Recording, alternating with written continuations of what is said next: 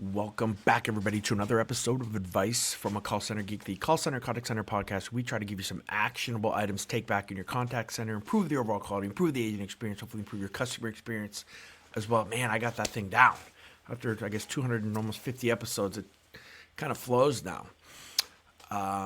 My name is Tom Laird. I am the CEO of Expivia Interaction Marketing, which is a contact center outsourcer here in the good old US of A and also Auto QA, right? Which you guys, if you follow me at all, know is our AI-powered quality assurance tool that has been just, I don't want to say blowing up, but steadily growing and taking on new customers. So that's been a really exciting journey. And I'll have more on that kind of next week on some of the really cool things that I think you're about to see in QA in general. But I want to talk about outsourcing today. And we have been getting in a lot of different RFPs that we've seen from other potential customers, thoughts on some of the things that I think are important and what I think that customers should have that I don't see in RFPs. And I kind of put together a template here, and I posted this on LinkedIn, and I will post it again for everyone who kind of wants to see this. Now, if you're just listening to the podcast, I'm going to talk about it. But if you're on YouTube or if you're here live on LinkedIn, you can kind of check it out and see as I have it kind of up on the screen of what I think you need to start to think about beyond if you've been in the kind of the vendor relationship kind of outsourcing world for the last 20 years. I would say in the last 18 months, this whole RFP process, what you should be expecting from a BPO partner has totally changed, right? So these are some of the things that I think, even us at Expivia, that we're making sure that we are offering all customers, making sure that we are, again, you've heard me say this, but trying to flip the whole outsourcing thing on its head, right? To be a technology partner first to help organizations with AI, with a roadmap, getting all their infrastructure in order, but also still servicing and having amazing agents when that need is there. So there's been a huge dynamic shift from, again, just the normal, hours and butts in a seat kind of model to it's not really being a technology partner first. You're really trying to help organizations with that piece of the pie while still, offering the amazing customer support from a human aspect as well. So let's kind of talk about this. And again, we don't need to spend a lot of time on the kind of the company overview stuff, right? That stuff has never changed. That's kind of your old school RFP stuff. Even looking at certifications, looking at compliance standards. Do you need a SOC 2 compliance? Do you need HIPAA? Do you need PCI? Right? Looking at all of those type of different kind of metrics. And again, I'm going to go off on a tangent here on SOC 2 compliance. I think while it's important, it seems like just this crazy money grab. I've gone through so many of those things now that, again, I'm just gonna swallow that and keep it inside for another day. All right, when we start, I like to get, and I think that the AI piece, especially if your organization is thinking about it, if you put it at the end, it almost seems like you're not really thinking about it. It's kind of like a secondary thing, or at least I think that's what the BPOs kind of, or how I kind of take it as, that maybe you're not really as serious about it, and you might not get maybe the best answers, or you might not, I don't want to say not truthful answers, but it just doesn't seem like it's a priority for you, so it's not going to be a priority on the RFP for the organization. I think that's probably the best way to put it, right? So again, I like in the second section, right, to talk about the overview of what are you doing? What is your approach to AI-driven tools such as Agent Assist, Auto QA, real-time analytics, AI routing, right? Looking at sentiment analysis, right? What are you doing with that? How is that part of not just a tool that you have, but the strategy that you have? And I think that's what you need to get at in these RFPs, right? Not just looking at what tools, but what is the overall strategy, and does that align with what you're looking for from a BPO partner, right? How do you do integrations, right? High level, right? How does the BPO, how do they do integrations? Do they have the team? Are they onshore? Do they have third parties do them, right? How does that look, right? Do they have things like voice recognition, biometric, security aspects of what they do if that's something that you need, right? Kind of dig deep into kind of the high level advanced AI, advanced technology stuff for that. Right. And then again, I put even on here traditional RFP questions, right? So again, what's the mission? What is the core values? And while that's hokey, I think things just do need to align. And again, that goes back to the old school BPO, making sure that we're finding a partner, making sure that you're finding somebody that does have your core values, right? Are you looking for more of a sales and kind of just get the job done type of organization? Are you looking for a social services with a really empathetic voice? Like what are you looking for, right? And again, how do you use your tools? And again, a lot of this is very tool driven because again, we're moving into an age of technology, and we're going to talk about agents, and we're going to talk about training, right? But again, how do you handle scalability, right? How do you handle those spikes? What are your WFM strategies? How do you recruit, right? All of that stuff is kind of the normal RFP. That was kind of the old school technology, old school meaning like 18 months ago. So you'd have like all these agent questions, and then you'd start to ask things like, hey, what's your WFM? How do you route and take into account if we're in queue? Do you have virtual callbacks? Like all the basic stuff, right? That you would kind of ask. And again, even I have on here because every RFP I see, it still asks for kind of disaster recovery and business continuity planning. And I almost always say we're kind of in that. Like COVID never stopped, right? I guess, right? So if COVID never stops, we're still work from home. We're still kind of in that everything is cloud based. So, but again, I think that there needs to at least be some thought with that, especially when you're going to do hundreds and hundreds of agents. What happens if the CCAS goes down? What do you do? What is the plan, right? I'd like to break into kind of some outside of AI, but brother sister to AI, right? A next section of having advanced analytics. I think advanced analytics is the most underrated, awesome tool still in the contact center world, and it is not as prevalent as it should be in these RFPs. The reason I say it's the only tool that you can get that can really affect multiple aspects from a data standpoint of your business. It can affect, again, obviously service. It can affect your sales. It can affect your marketing, right? Your actual core mission, right? It's going to tell you things about customers. It's going to tell you things about your agents.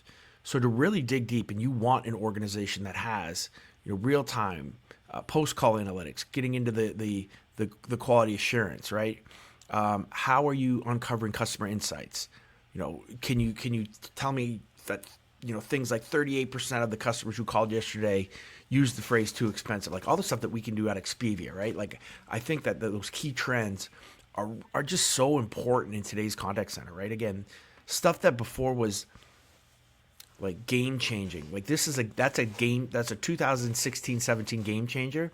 Now it should be a core tool in every BPO that you're going after. Now, I struggled with this, right? In this kind of this number 5, this operational differentiation, right? Again, I hate the term why I put it in here, right? Because again, a lot of this stuff I'm seeing in all the RFPs, and again, I'm not here to change that.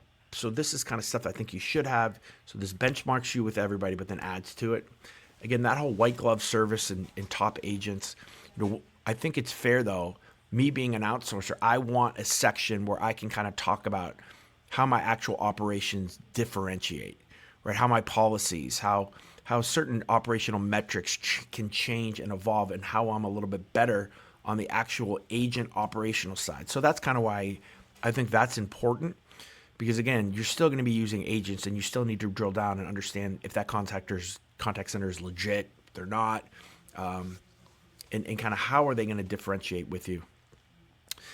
The other, I think, things that we're starting to move into is customer journey things, right? Do you have a tool? Does the BPO have a tool to kind of measure your customer journey? Can they give you insights into what is working, what is not working? How's your IVR? Do you have any virtual agents? What is that whole process in the contact center? Can they help you with that? Can they streamline it? Can they make it a better process? That's a tool that I think is, again, underrated, and I even give it its own section. And then again, getting into, we went high level on what the BPO can do, But now this is kind of talking about what can the BPO do for the customer who is starting on their AI journey, right? So how do you help the client, so or me who's sending you this RFP, right, BPO, how do you help me get on a roadmap when I don't really know what to do? Right? When I don't know where to start, but I know that I'm being pressured to use an outsourcer that is AI powered because I want to use all this cool AI stuff. And you want a partner then that can make sure that they can help you with that, right? We're seeing this all the time at Expivia, right? With new customers coming on that say, hey, Tom, I want to go and can you get rid of 60% of my volume with virtual agents? And I'm like, all right, well, let's talk that through. Can I see, what do you have from a KMS? What is your knowledge? What is your data? And they're like, we don't have any of that. So, all of this stuff I think an outsourcing partner can help you with, should help you with, and is something that is really, really important and should be on every single night. This is one that I added because I don't see it at all. Everyone's just assuming that as if you have the tools that we can just use your stuff. Well, that's not always true. And I think it's important in an RFP that you scope that out and make sure that that BPO understands even where you are and that they have the patience, the know-how and the want to help you get on that roadmap of AI. Probably selfishly, because we're doing auto QA, I did put a quality assurance in auto QA section, right? How do they do QA? Is all their QA manual? Can they only do 3 calls per agent per week? Can they scale this with AI? Like, how does that work? I think everyone should have auto QA. I'm not saying auto, our tool, but they should have some tool, whether it's in their CCast, whether it is a third party like an Observe, like a Level, one of those guys, Balto. If you're not going to use us, right, you have to at least have something in place if you're a BPO, right? The whole scoring 2 agents per week kind of thing, 3 agents per week, that's done. That's out. You should never be expecting that. And if you are, then your RFP and what you're asking for is you're not holding BPOs to the standard that they should be held to in 2025.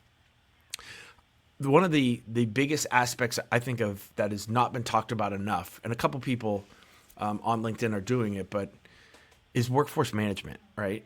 Workforce management has had such an AI boost that you need to really find out what the deal is. Now, if you're a smaller you want to outsource 10, 15 seats, it's probably not that important.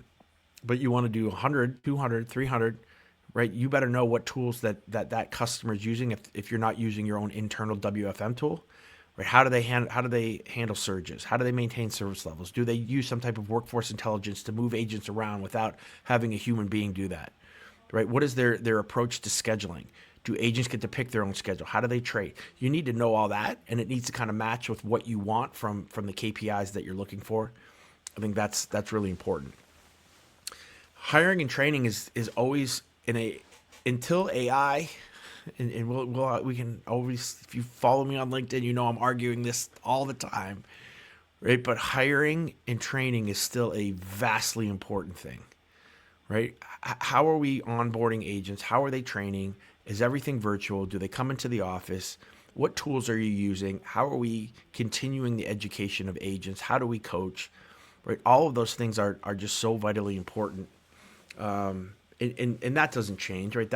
I'm sure everybody has kind of their philosophy with that, and I would just keep with what you have. But, I think that's really important. One of the things that is evolving is ratios. With AI, I think ratios can go up a little bit if you have an AI powered contact center because the AI is looking at a lot of things. So again, start to think that through a little bit and don't maybe hammer a BPO if they're at an 18-to-1 ratio versus a 15-to-1 ratio if they're using more AI type tools, especially with real-time supervision, real-time coaching, real-time sentiment analysis, being able to look at things in more of a mission control type environment than kind of sitting and watching and staring at a dashboard. But I would make sure that you want to know that. What is the training ratio, supervisor, educator to agent? What is the go live? What is the kind of the standard once they're up and running? What is the QA? Again, we used to talk about that, right? What's your QA manager ratio?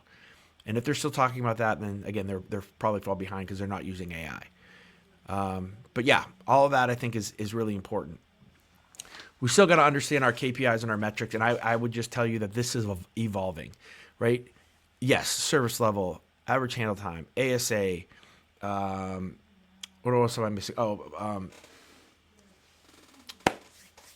Just trying to think of off the top of my head. I'm going blank. Oh my gosh.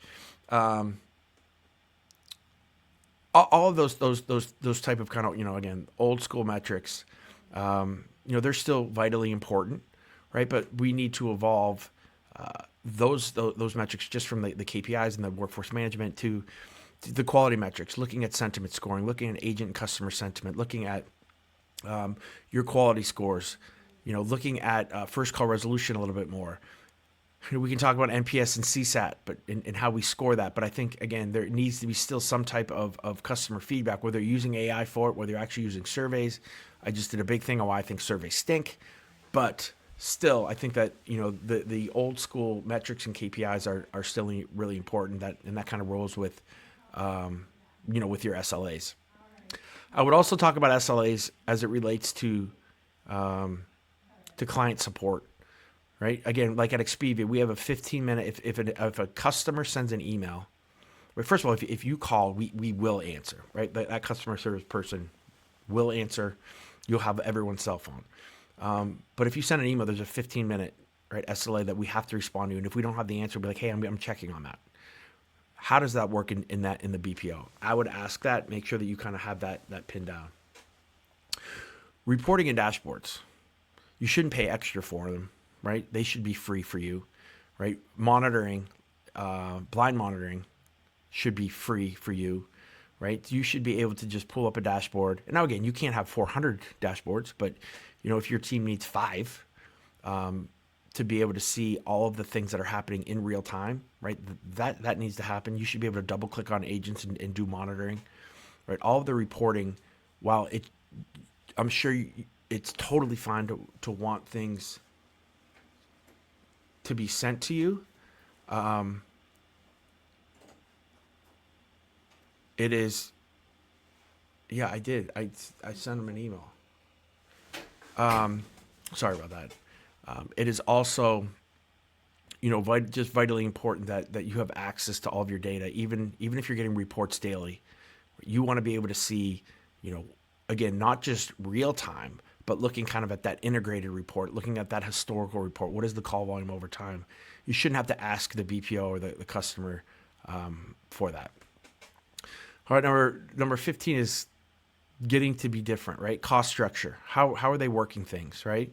If we're talking about virtual agents, so it should be more of a usage type model, but maybe not. Maybe there's so many different evolving ways, from a usage model to still the hourly model to a per minute basis to a per second basis, right? All of these things are really evolving. I would just be careful on the BS fees, technology fees, setup fees need to happen, but they don't have to be totally burdensome where you're getting ripped off. I still believe that training should be a little bit less than a go live rate. That's kind of what we do at Expivia. But I would, really get deeper into now how they're billing your technology.